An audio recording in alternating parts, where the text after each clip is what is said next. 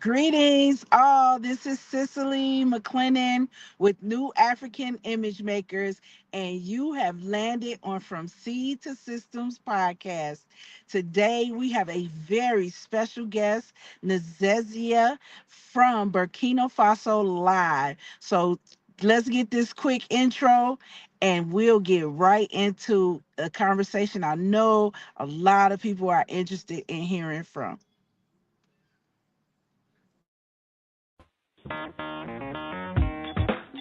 Women have the power to transform this world. We can end crime and violence if we all agree to do one thing: share. Let's share our wisdom, share our time, share our talents, share our finances, but most of all, let's share our love. This is the female solution.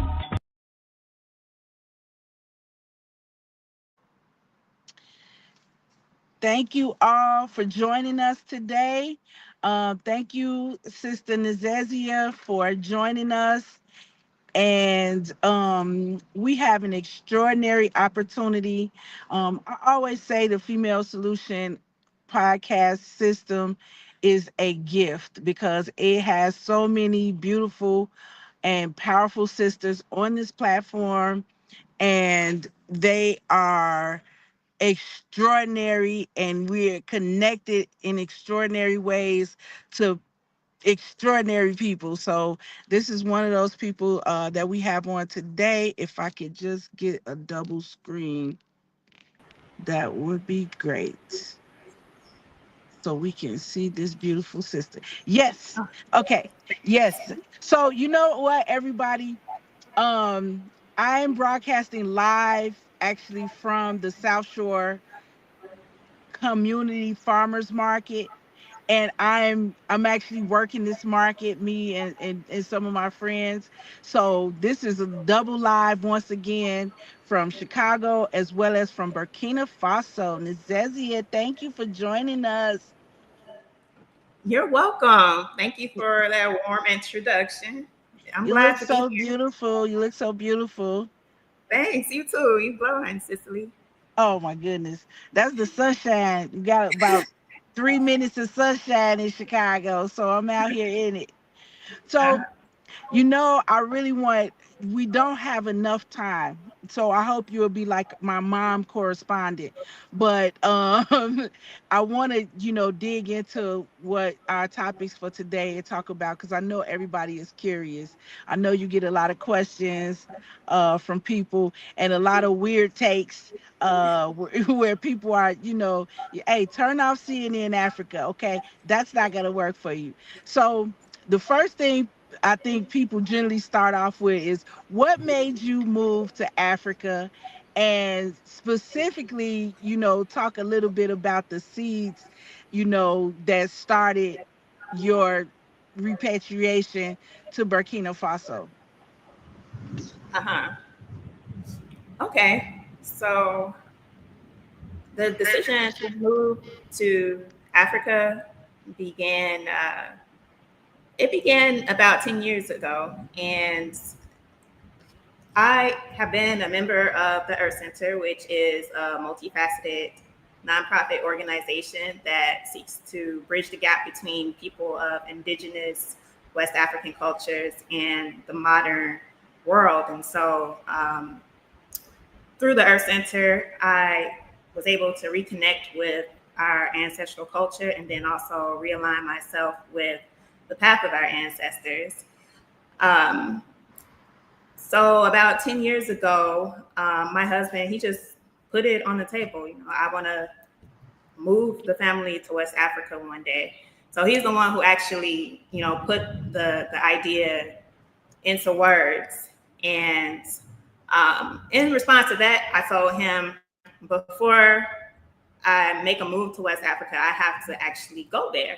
I hadn't been there yet. And so eventually the opportunity came to go there. I took two of my children with me. Um, One was 3 at the time, one was 8, two and 8. And so I was also pregnant at the time. So that really shaped my perspective. Wow. Yeah, it shaped my perspective on uh, the continent, being there, the culture, everything. I was definitely just overwhelmed upon arrival because there's the red dirt that you see, and that's something I always dreamed about. I'm like, oh, just I can't wait till the day where I can smell it, where I can touch it. um, and so I definitely, I learned a lot through that first trip. At the same time, it was very challenging being pregnant because it's extremely hot here already. So, if you got something in the oven, it's like amplified so much. And so that coupled with like other environmental factors, I actually said at the time to myself, I'm not coming back over here again while I'm pregnant. Never again. And so fast forward, a few years later, in January of 2021, during the middle of the pandemic, another opportunity arose, like finances and everything aligned, where I had the opportunity to come again, but this time with my whole family, my husband and the 6 children that I had that I now have. And so I had to reflect a little bit. But being that Africa is the source of humanity, is the source of all the culture that I wanted myself and my children to be immersed into, I made the decision to go over there even while I was pregnant. So once we got over there, then the decision, came about of, well, do we really want to go back? Do I really want to go back to the United States where the pandemic was going on? Because over here, there wasn't really any signs of a pandemic going on as there was in the West. So there was that difference. And that was one thing, but also, I had to assess where I really wanted to lose the opportunity to stay out here long term, which was something that I was now also kind of dreaming of myself. And so we made the decision, to turn a 6-month trip into a permanent stay here. So that's. Oh wow, that is amazing. That is amazing. Well, I know the heat, to be honest, as I enter into the West African airspace, as soon as we land, you get off the plane is being air conditioned. To me, the first and most significant thing that happens is that heat hits you. Woo, you know. Yeah. So once that heat hits you, besides that, what is another like significant aspect that you really had to adjust for when you first came? Mm-hmm. Well, one of the things that took me off guard and that I had to adjust to was being as that, when we come over here, those of us who um, come into the community who are members of the Earth Center, we actually make the journey to immerse ourselves within the culture. So, a lot of trips can be touristy, but it's really to just learn, like I said, the ways of our ancestors. And you gotta be comfortable with being in nature, like not, walking in the park and looking at the little birdies and butterflies, but actually relying on nature and working in harmony with nature. So I'll say just the blackouts, of course, when it comes to electricity in the urban areas, those blackouts can happen at any time. But it kind of also intersects with, assuming the role of a woman, gender roles in West Africa, whether you in the bush or even if you're in the urban areas. I'm in a semi-urban area, which is the city of Bobo Dioulasso, Burkina Faso, which is about 6 hours southwest of the capital of Ouagadougou. And so it's like, it's a surprise when certain things happen like that, but it's like you have to keep carrying on. Like if the lights shut off. I remember one time there was a party, and I had actually given birth. So there was a party in my home. The baby was fairly young, a newborn. And so there were a lot of people over. The purpose was to bring people together in the community. But I dipped off. I was changing the baby's diaper, and then whoosh, the blackout happened. When I came out that room, everybody was gone. So it's like, I saw things all over the place. But I'm like, I don't feel like doing it. There was someone else, a young man who was staying with us. I'm like, okay, maybe he'll take his turn in the morning and clean up stuff. This is too much. I'm done. I'm going to bed. And so, in the morning time, an elder, one of the matriarchs in the community, she welcomes everybody, receives everybody. She feeds people who come in through the community. You can go and get a nice healthy meal from her. But she dropped in, and so we had to go down on our knees. That's how you position yourselves in front of elders. It's a sign of respect. So I was just listening to the lecture about cleanliness, and it was valid. There's different standards of cleanliness. Like when we coming from the West, we can have a home full of clutter. We can leave the dishes to the next day. People got all types of ways to just maneuver around a clean space. And so, or an unclean space, I should say. And so,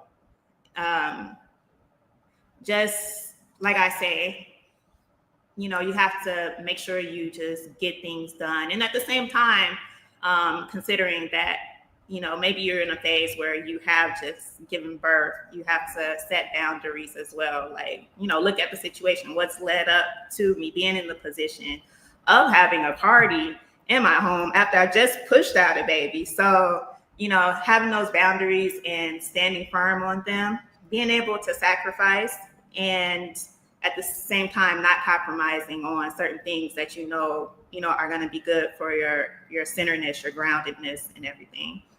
Oh my God, I can only imagine. I think right now, I don't know if it's because of my age or whatever, but I find to people in Ghana to be accommodating. So I can't imagine, even being left to do. If I pick up something or try to clean, they out there saying, "No, let me do it, let me do it." So that could be one interesting difference. Of course, I've never lived in. I've always been in the city, so Mhm. I wonder if that's one of the differences in terms of like the expectations.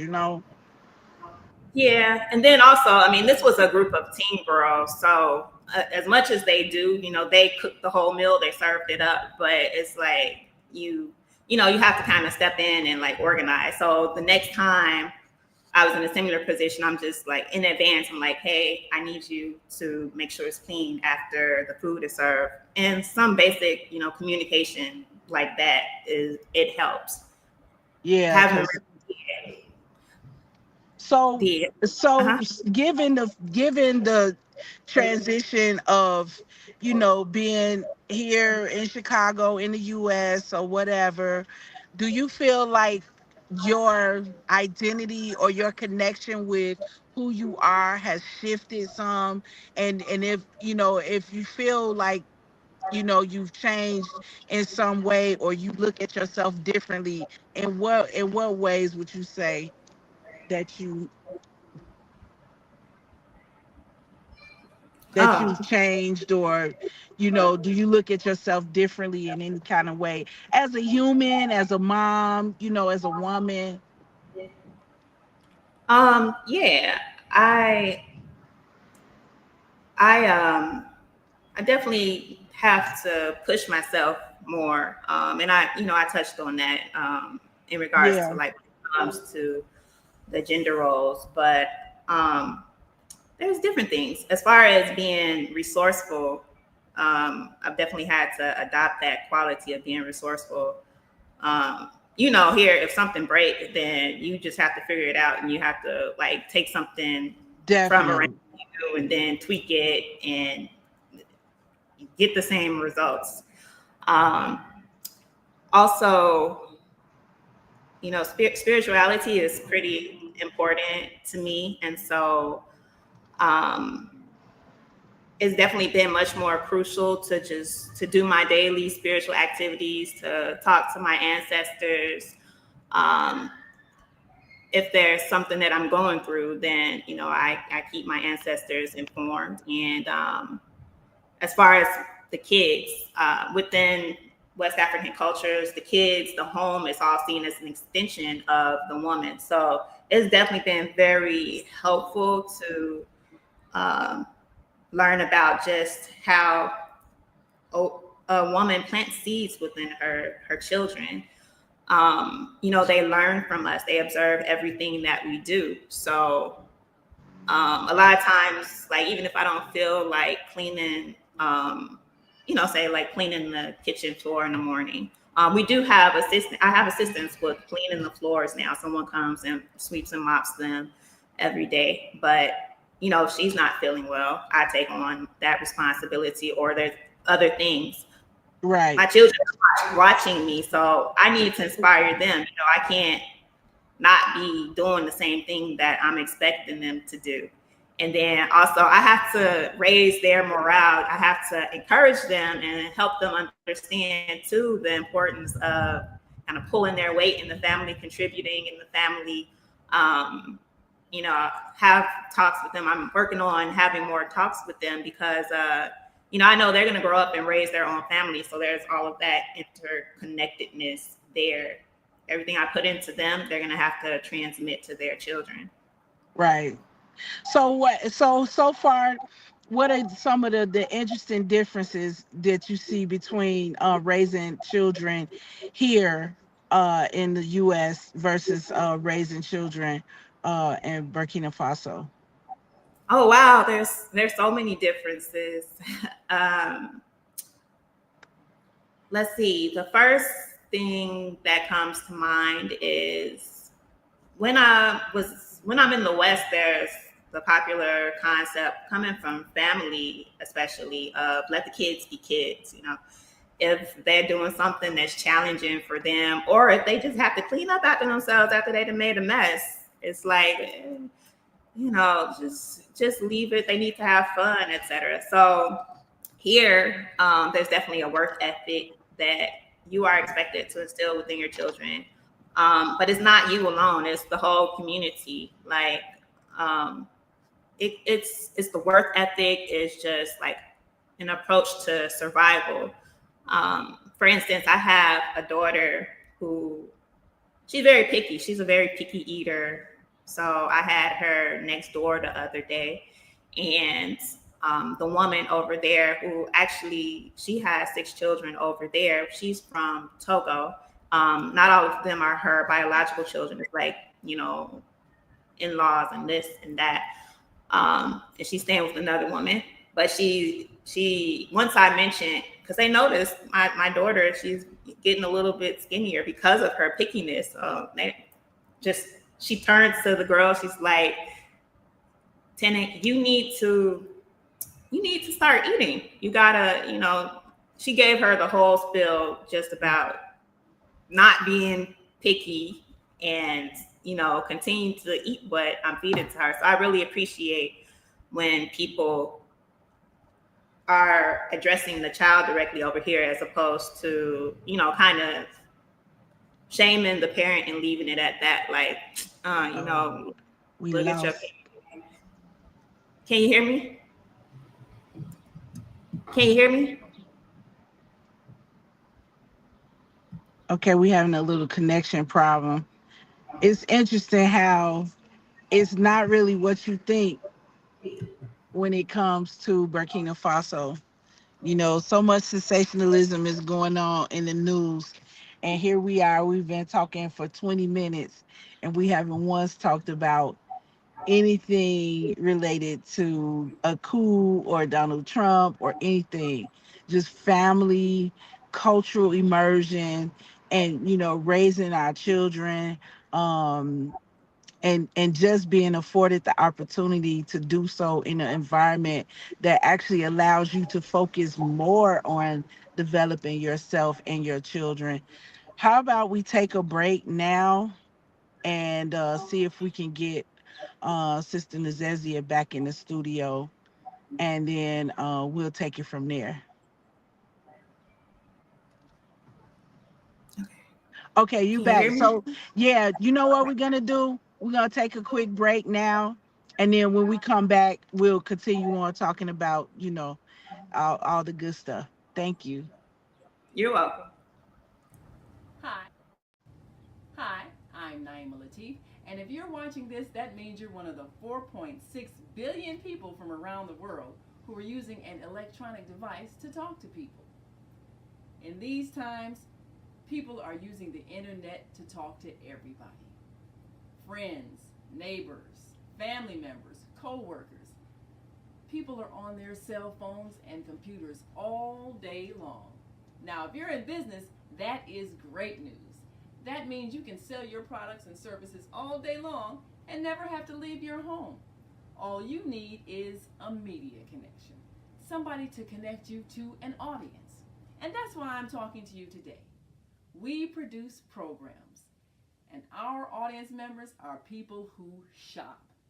They buy clothes, food, beauty supplies, cleaning supplies, home repair, transportation services, child care services. Whatever you're selling, they need to buy it. We're your media connection. Just follow this link, and tomorrow you can sit back and relax at home while your business is making you money.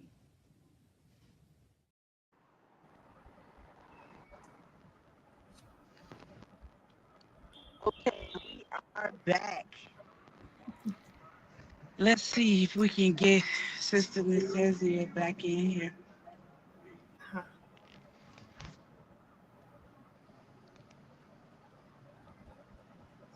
Oh, we are having some kind of glitch Okay. with the internet. Okay. Can you hear me? I wanted to get to that comment I saw on the screen. I was able to enlarge it so I could actually read it.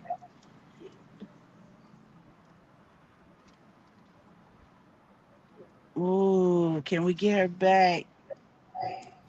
Okay. Can you hear me? Okay, good. Hmm. Yeah, no, there's no problem. These are the things, these are the challenges that we have to face, and we are keeping it moving. Somebody put an interesting question in the chat. Actually, Mom Naima did. And she was asking, what are your children's future expectations looking like, given Burkina Faso's current focus on self-reliance? Like, what are they envisioning in terms of their studies, of just how they perceive themselves as part of this push for self-reliance? Mm. Can you hear me? Yes, very well. Okay. All right. You know, I I try to keep the children updated, and I check in with them in regards to what's going on. So they're pretty nonchalant about things. Oh, Yeah, wow, pretty. wow. Yeah, so it hasn't too much, changed the way that they're approaching things. That just may be to their age right now. Yeah, because they are kind of young. Yeah, I mean, my oldest is 15. The other one is 13, 8, 5, and 3, and 10. Okay. Yeah, so they kind of young yet. And I mean, I take all that because part of what I was observing is that we've been talking for 20 good minutes, and we haven't once talked about any of the hoopla that you hear in the media. And I know in my experience, I have found Africa, and especially living in West Africa, to give me more of an opportunity to just be myself, be a mom, put some focus on that in a way that I wasn't able to focus on here in the US because of all the other things that are going on here. So um I was really curious about that aspect as well, in terms of just the day to day, you know, and then Mama Naima chiming in with that question about, the future and how they're looking at things and how it's shaping, what they're doing, or if at all.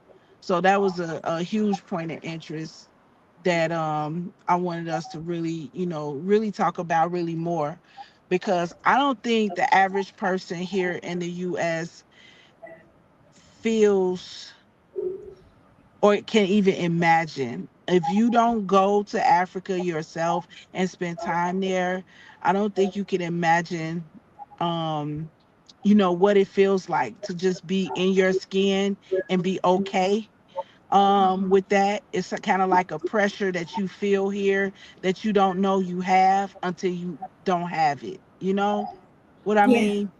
Yeah. yeah, definitely. Um, so, one of the things that I noticed when we first came over, because my children are in an international school, I'd Okay. homeschool in the United States up until a Yeah. certain um, but here, for one thing, French was the national language until President Ibrahim Traore changed the language Right. to include the more traditional languages. And so, already there was a pretty advantageous position for the kids to be in, because when you look at the school books that they have, there's images of little Black children, illustrations. So that was definitely a relief, because I remember opening up a history book in elementary school, at high school, and you just see pictures of Europeans. Um, Right. so that can just make you not feel comfortable in your skin, or just have an image of what the aesthetic is, the beauty standard, and everything. So my Yeah. kids don't have to worry about that. Um, one of the one of the things also that happened recently is Traore banned weave in the schools at all levels, from the primary levels, kindergarten up into the university levels. And so the purpose of that was to eliminate the divisions, also to eliminate distractions. Girls like shaking their hairs and just doing things real fancy. But since everybody doesn't have the same opportunity, it was for the purpose of just having a standard uniform hairstyle. Um, yeah, so I'm very hopeful. Skin lighteners, the sale and reception of those have been banned. So I see different changes leading up to like a complete liberation of African people, like psychologically, starting with psychologically. So that's why I do have the confidence in us being here, and it's just growing and growing as I more and more things that are being implemented by the administration, the new administration. That is amazing. Banning weave for the teachers and the principals.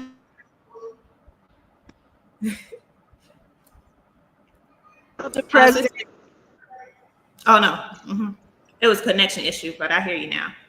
Oh yeah, I love the president for taking those steps in order to surround our kids with just Black beautifulness. And I love the idea of just having the opportunity of the cultural immersion.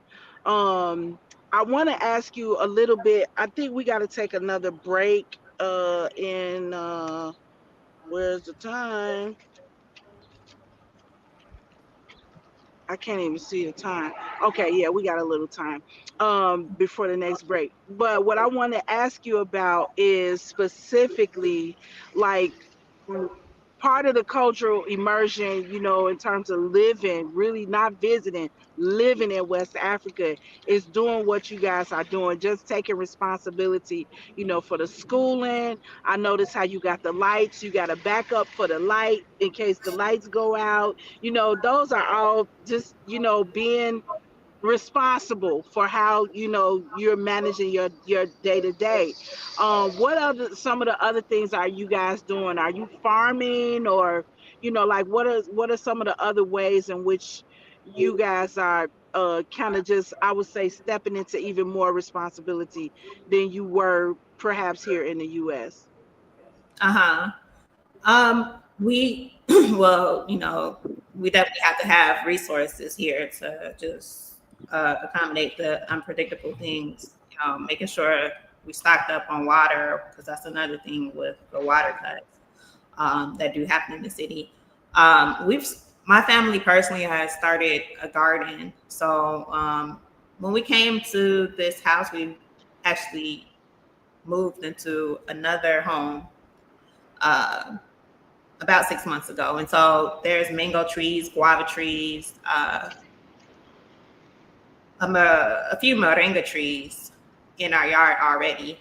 Um, and also we started growing something called ose. It's just hibiscus, uh, the hibiscus plant. The flowers are edible. It makes a good sauce, as does the moringa. Being that the diet here, which you can probably relate to since you've been living in Ghana, is it's toe, which is the pounded corn flour, and that goes with the sauce, kind of like fufu and sauce. Right, right. Yeah, so we got some carrots growing, but all of that is definitely been helping financially, because instead of purchasing the leaves that I need at the market, I just go outside, and I'm able to harvest the things from the garden and then throw it into the dish that I'm preparing in the kitchen. Um, and then, um, I mean, that's the main thing right now. We've just moved into this new place, so kind of trying to build up Right. the children while we're here. Yeah. Yeah, that's amazing. I can't wait to get into more farming on the continent. That's something that is a current, reality that, no matter where you live, you should really be thinking about how to get, how to increase your access to um healthy food and food that what happened to it because you were involved in growing it. And Yeah. then not to mention the food prices. So how is the economy there doing with that? With our Is it pretty stable in terms of purchasing staples and stuff, just whatever you would purchase from the markets and clothes and stuff like that? How does that look there? Okay. The prices stay pretty stable. I haven't noticed any inflation or anything in the Oh prices. wow. Oh, oh. Yeah. The Ghana inflation, and you saw my face when you said it. I could just cry if I think about it. Oh my Uh-huh. goodness. Yeah. We had another comment too from Mama Zelda. She was just saying that, it's really nice to hear uh just such positive, feedback from someone um from the continent. Because, if you don't know Nezeziah, we get a lot of trash going through the media over here. So it is not, really what people think at all.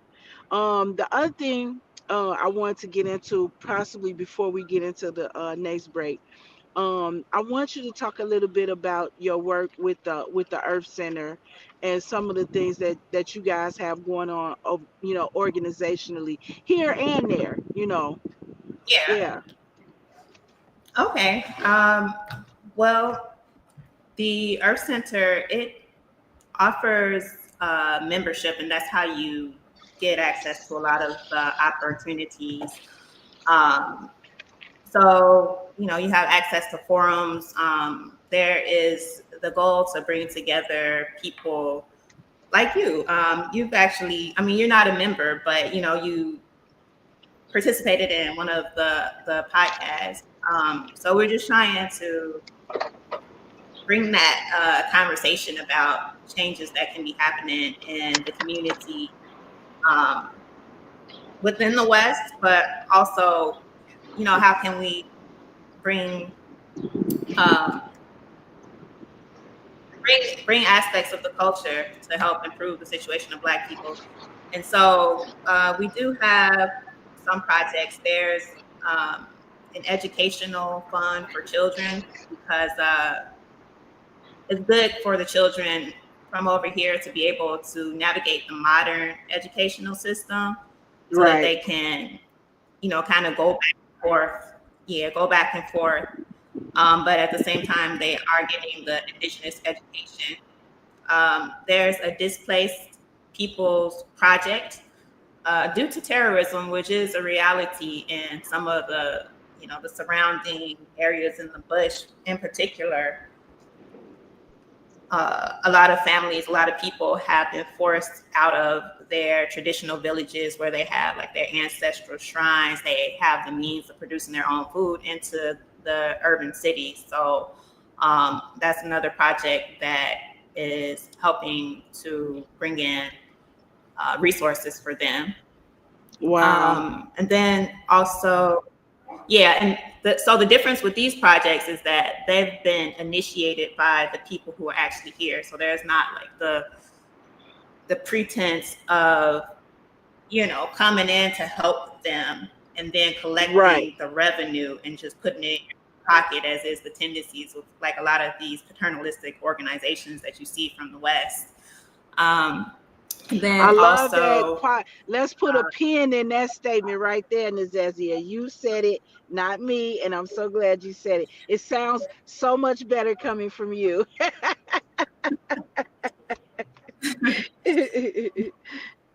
underscore.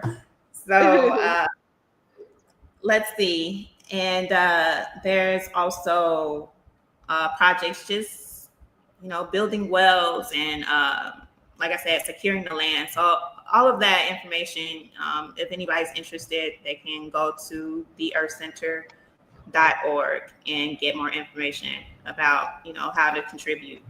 Also, there are, initiation classes that are opening up at this moment. And so, that's something that's been kept secret for a long time. We're not really, trying to publicize that or anything, but if anybody is interested in reconnecting with their ancestral roots, then that's also something that people gain access to or can gain access to through membership. hmm hmm Those are Yeah. just a few things.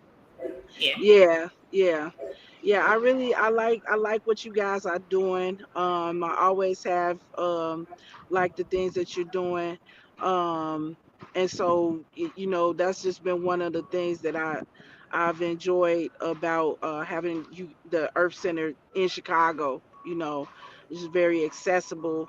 Um and even though it's not super publicized, it's still I've found it to just be kind of open, Mm-hmm. and very informative for the community of those who like to venture, into retouching with the African background. Yeah, so I've always appreciated the organization and the publications that Casabez works on, the magazine and all of Mm-hmm. that. Yeah, that's one of the few magazines that I try to get a copy of and actually read it whenever I can get access to it. Yeah, so that's really Okay. important.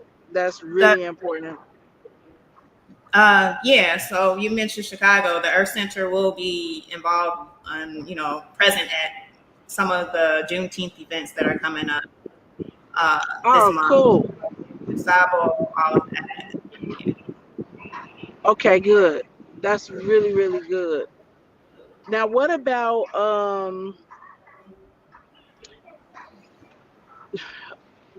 this is another thing I'm hoping you are will help me to articulate. I found that, especially people like us that are immersed in the Earth Center, from the African Center schooling and all these different things. We do a lot to reconnect here in the Chicago area, but I really felt like being on the continent, especially in West Africa, um, and maybe I'm biased about that because I've only been to West Africa, but I felt like the level of cultural immersion just kind of blew me out of the water. And as much as we work so hard to stay in tune here in the U.S., um, I just find that it doesn't even come close to you know having cultural day for the children at school to come to school and their fathers traditional cloths and that type of thing. It's nothing like that. As black as Chicago is, okay, it's still very, very significantly ups the ante, if I could say that, being on the land. Yeah. So I would love to hear your thoughts about that, especially with the school, and that we work so hard with our children here. We try to teach them all this different stuff, and I get to Ghana and I'm like, they're 3 year olds speaking three languages and have perfect penmanship, and what are they doing in these classrooms? So I just want to hear your thoughts about that. Yeah. Um, I agree. The cultural immersion, that's something that, I felt like I was missing when I was back in Chicago. I mean, you can hear people's stories and you can read about it, and um, it's like you have to, your spirit has to be over here to absorb all of that. And so it really becomes tangible once you are surrounded by it. As far as my children, they function better when they're immersed in the culture because things that are the norm here, say for instance, when you greeting elders, like I said, me and my husband, we went down on our knees. The same thing with children. There's a certain way you greet, or even the act of just greeting. Period. Like here, people do rounds. Right. You do rounds where in the morning or when you have the opportunity throughout the day, you go over to somebody's house, and then if you pass in somebody else's house who is in that direction, and you stop and you greet them too. And it's like you're bringing everything that comes with you. You bring in that spirit of your ancestors. You bring in the fact that you're thinking about somebody, and so it's something that the children here they've just been trained to do from a young age. So I noticed that my kids, when they go back over to the U.S., understandably they'll feel awkward. There was actually a time when one of the elders from over here traveled to the United States, and so Uh, she she explained to me she saw my child at his grandfather's house where she had been brought to just meet uh, my husband's father. And so my son, he like dipped off, he like ran past her. So he's just trying to avoid greeting in a traditional way, that obligation. So it's kind of like a shame that comes from the concept of humility that you'll encounter in the West, but it's not here. Here, humility is emphasized as something that is really valued. Um, bringing back your yields to your family. Say, for Mm, instance, if you're giving anything, a gift, if you're giving a sandwich, the children will be thinking, okay, I'm going to take some back so that my auntie can have some. And you see them light up. I get to share this with my family back at home. So I like that my kids have the opportunity to absorb observe that. And then also there's the built-in support system. Like if you don't see other people doing the same thing, if it's not reinforced day after day after day, then that element of wanting to achieve whatever it is just naturally not going to be there. Wow. I want to take a quick break. This is our last break. But I want to pick back up with this topic. This is getting deep into my spirit, man. Because it just, you make your own observations, but it's a whole different thing when somebody else, makes it. So let's do a Mhm. quick break, and then we'll hop back in to this great, great, great podcast. Thank you, Nezeziah. You're welcome, Cicely. We are global transformers, changing the world from the way it is to the way it should be. We are one. Wherever we live on this earth, we are one human family. On behalf of our team of radio hosts, I'd like to extend a greeting to all the members of our family, whenever and wherever you may be listening around the world. To our family in China, Ni Hao. In India, Namaste. In Japan, Konnichiwa.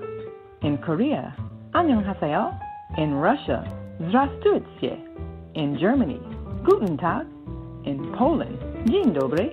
In France, Bonjour. In Spain, Hola. In Italy, Ciao. In Egypt, Ahlan wa sahlan. In Ghana, Akwaba. In Nigeria, Peleo. In South Africa, Sawubona. In Senegal, Nangadef. In Kenya, Jambo. In Israel, Shalom. In Pakistan, Afghanistan, Palestine, and Saudi Arabia, Assalamu alaikum. Greetings, and may peace be upon you all. Join us live on the on-air radio network called 727-731-5192. We want to talk to you.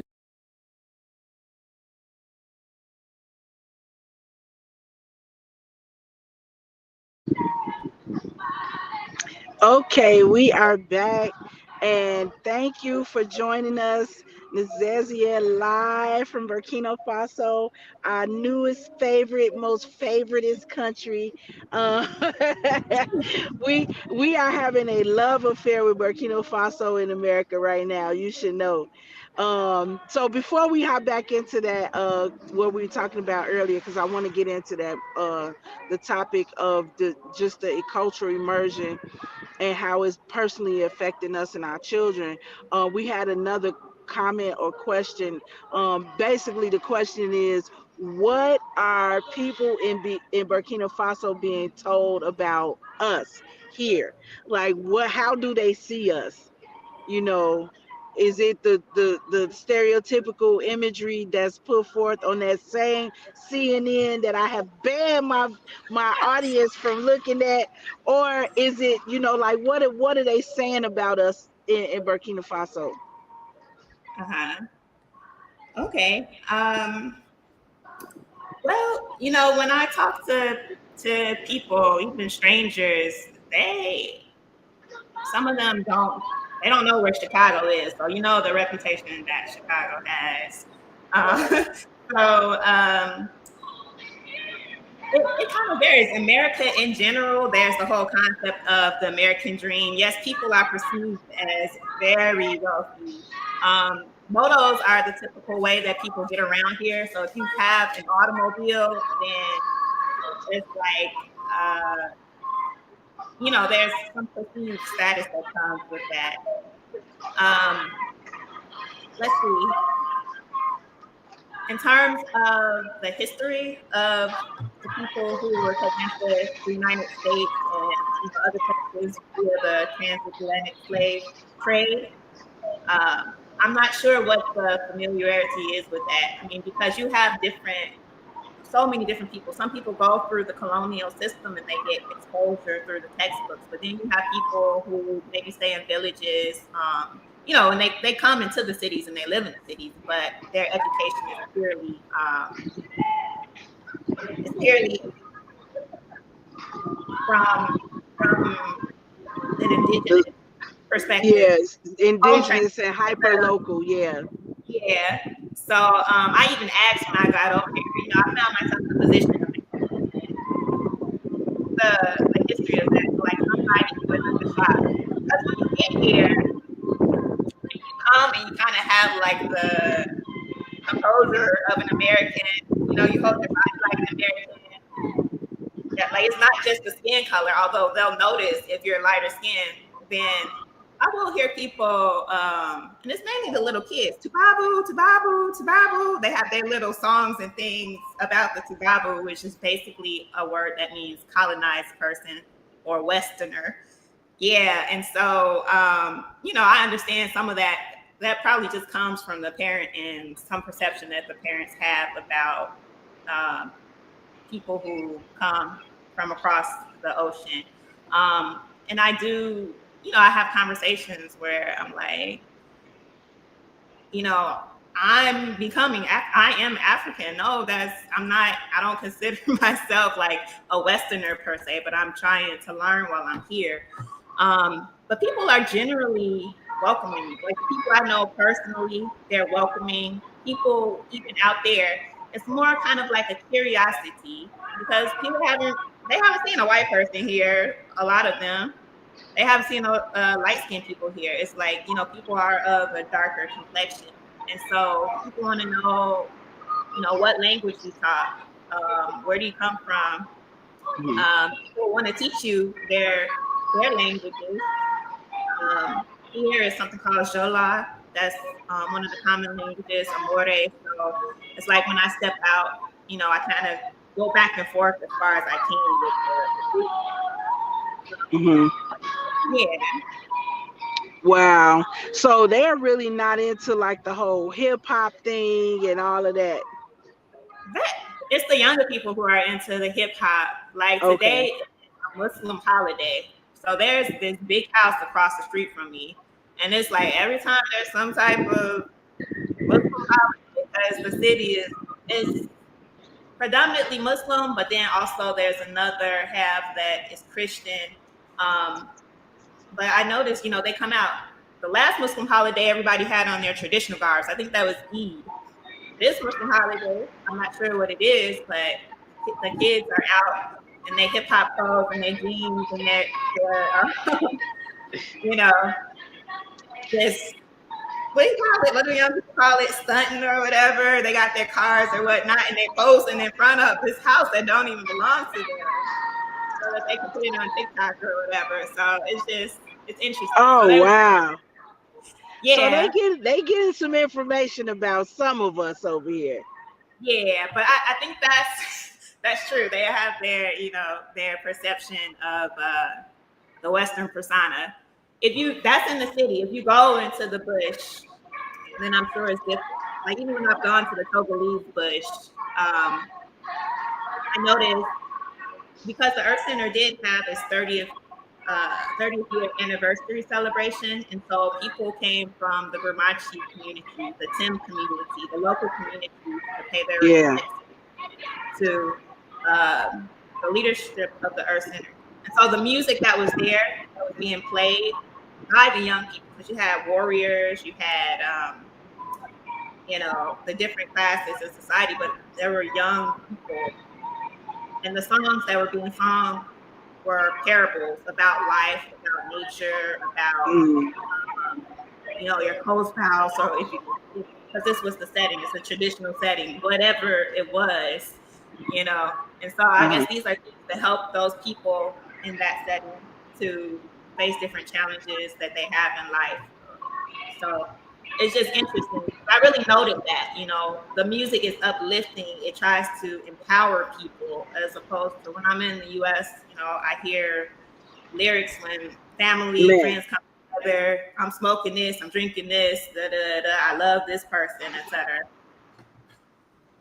Yeah, yeah. So I'm around young people a lot, and sometimes I ask them, "Is that how you want to start your morning?" Hmm. So, but yeah. So just to close us out, I just want to know, like, is this what would you say to people who are kind of maybe thinking about and wondering about, especially West Africa right now? Would you recommend they come for a visit? Is this a lifestyle that you think is qualitatively more beneficial than what we might be pursuing here in the US? Like, would you recommend people start making their way over where you are? Uh-huh. That's a good question. I know Burkina Faso is definitely in the spotlight with everything that Charo has been doing in terms of sovereignty. Um, let's see, what time? One moment. In terms of sovereignty, the Guardian comes sometimes at this time. But he got the key, so don't worry about it. And then also, Burkina Faso is very progressive with the administration right now. So I definitely would advise that people are looking to coming over here. Look, my brother, he was warning me, my sister too. Like sometimes I pick up my phone, there's a picture of, okay, this massacre happened, this violence happened, Oh God. etc. No greeting, just a picture or a link. And so um, now it's those same people reaching out to me asking, hey, you got some space over there? So things are definitely on the up and up. As far as the economy, there's going to be better opportunities. I'm sure you've heard about the tomato production plants. So Yes. tomatoes grown here, they're not going to have to be like shipped out, exported and then imported just so that they can make a profit to make tomato paste. Tomato paste can be made over here. It's just different, things like this. Roads are in the process of being built. That's another thing that's happening. Instead of those roads leading to cargo ships that's going to export something again, they're leading to communities and things. So it's all about Exactly. building right now. And as far as the currency, you know, the president is in the process of having the gold peg currency, which is also going to be good for the economy. Right now, the currency exchange things are going to be cheap if you're coming from the West because the USD has more value. So I don't know. The first example I have is like getting microblades done. Like over here, that just costs like maybe a couple of dollars. So, Ooh. concept and apply it to other things, you can kind of see Yeah, the that's a huge, huge difference. yeah, yeah. But man, everything's good. The fresh foods, you don't have to worry about all the Ooh. pesticides. Oh, Yeah, and yes. yeah, just to raise a family, I really think it's great. Not all of the extra influences. I mentioned to you before. Can you hear me, Cicely? Yeah, I can hear you. That's the fresh market. That's the market that I'm at right now. Okay, I'm gonna try to be quick. When I came over here, there was the pandemic going on. Yeah, So still people are all about community, like, to distance people because they're sick is just something that's completely foreign. My kids had chicken pox. I didn't know it was chicken pox until I brought it around the grandma who, could identify the people who knew what it was. And I'm like, should I go? And they're like, no, you don't go. This is just something, it's something natural. You get it and then it's gone. right. And then yeah, the other thing is I forgot what I was gonna say. But there's definitely lots of opportunity. I love it. I'm glad you had time to come on and share everything that you share with us. A lot of your observations really uplifted my spirit. I don't know about nobody else, but yeah, because I just appreciate your perspective. I appreciate you guys for taking the chance and going over there and building and doing what you're doing. Big ups to you, and I'm gonna give a small big ups to my man Casabez. He did good this time, Nezeziah. Okay, so I'm gonna give him a little bit of a break. Okay, Can I yes, add and I one more love it. Can Yeah. I add one more thing? So the thing with the talks about terrorism, because I do want to just talk about the safety Okay. issue, with that's a concern for people. Um, you have to keep in mind terrorism is happening because with the things that happened in the Middle East, a lot of weapons were being supplied by the West, and they got into the wrong hands, and so now they've kind of infiltrated into other areas within Africa. And so Traore, the president, he is working on this issue. Sometimes, though, the information is reported, is there's misinformation. For instance, Right. if you see these civilians, there's been 500 civilians who have been killed. What's left out of that phrase is that these were actually, rebels who were equipped with, Combatants. Yes. yeah, from the West. And so it's like, I was wondering the same thing too. Like, how are things being reported over there? Because over here, like, there's even been media stations shut down for that purpose, since like France is putting out so much stuff, the United States is putting out stuff. So I see positive things, but that was just my concern. What are people in other places seeing? Um, there were some journalists who were, they were reporting. They were from over here, and they were reporting all of these things. So they disappeared. And what happened is, after some weeks, they resurfaced. Traore had put them on the front line so that they could see what was really going on. Fighting was really going on. Money wasn't being wasted on this or that. Stories weren't being made up about conflict. So those journalists were like, so grateful to Traore for giving me the opportunity to see how things. Right. Right. With their big budgets from their employers, which they could have looked into it for real at first, but it's okay. That's why the president is the president, and so he handled it correctly. Yes. So You things so are just. Mhm. Yeah, I'm sorry. What was you saying? On an everyday basis, things are calm here, tranquil. I have not heard bullets. I have not heard bullets at all. One time, the military was practicing when I was, we had taken a trip out to the bush, so we were like alarmed. But then, we saw that they were practicing range. That was the one time I ever heard bullets. So that's what I was going to mention. There was all of this in the news about black boys being targeted by the police, mistaken for criminals. And so I had three boys and one on the way. And so it was a relief for me to be leaving that and to come to a place where uh, black people are not targeted. The Black Lives Matter. There's value in our life, and our just our ability to thrive. That's something that's honored. So that's all I wanted to add.